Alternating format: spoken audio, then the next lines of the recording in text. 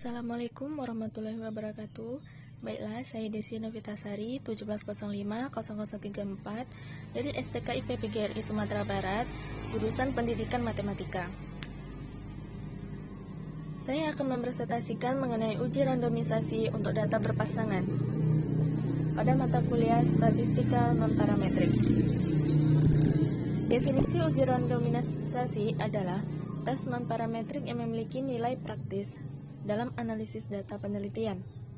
Fungsi untuk menguji perbedaan rata-rata nilai numerik dua populasi berdasarkan rata-rata nilai dua sampel berpasangan dengan melihat kemungkinan yang pasti akan muncul data yang ada dalam penelitian berdasarkan H0.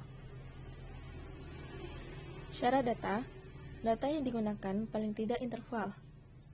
Prosedur pengujian, yang pertama, hitung beda DI untuk setiap pasangan dari anggota sampel pertama, N1, dan kedua, N2.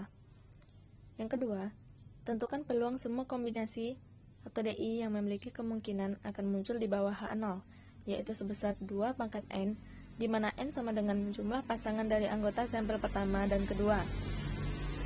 Yang ketiga, tentukan peluang semua kombinasi atau DI yang memiliki kemungkinan akan muncul di daerah penolakan, yaitu sebesar A dikali 2 pangkat N.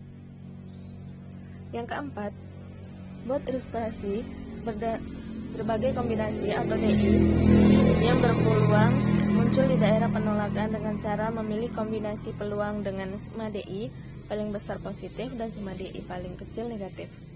Yang kelima, untuk pengujian satu sisi peluang kombinasi yang ada di daerah penolakan hanya menepati satu sisi, yaitu di wilayah sekitar sigma DI paling besar positif dan sigma DI paling kecil negatif.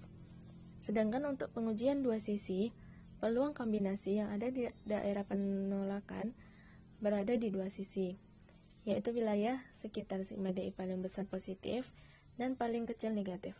Yang ketujuh, tentukan apakah kombinasi atau distribusi data dari hasil penelitian berada di daerah penolakan atau tidak. Jika berada di daerah penolakan, maka tolak H0 dan terima H1. Kelebihan dan kekurangan. Kelebihan dari uji randomisasi data berpasangan yakni memiliki efektivitas yang bisa menyamai uji parametrik. Sedangkan kekurangannya yakni secara teknis, uji randomisasi data berpasangan ini hanya cocok untuk sampel yang berskala berukuran kecil. Contoh uji randomisasi untuk data berpasangan. Soal, seorang psikolog ingin menguji 8 sampel. Apakah mengikuti pra-TK mempunyai efek terhadap persepsi soal anak-anak? Dia memberikan daya persepsi soal dengan memberikan nilai ranking terhadap jawaban anak-anak mengenai gambar situasi sosial. Rentang skor yaitu 0 sampai 100. Hipotesis penelitian yaitu skor yang tinggi menunjukkan persepsi sosial yang lebih tinggi dari skor yang rendah. Untuk penguji hal tersebut, peneliti mengambil pasang anak kembar yang identik sebagai subjek secara random. Satu anak kembar dari masing-masing pasangan ditugaskan untuk mengikuti sekolah pra-TK 1 semester. Dari hasil penelitian diperoleh data sebagai berikut. Hipotesis H0 itu 2H N1 sama dengan N2.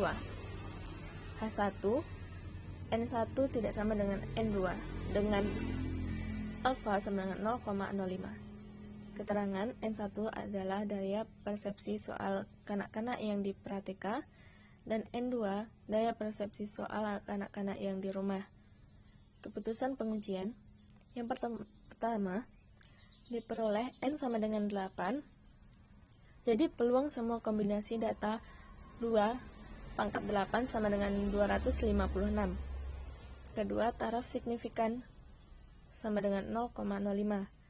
Jadi, banyaknya kemungkinan sebagian kombinasi data yang akan muncul di daerah penolakan yaitu sebesar A dikali 2 pangkat N sama dengan 0,05 dikali 256 sama dengan 12,8.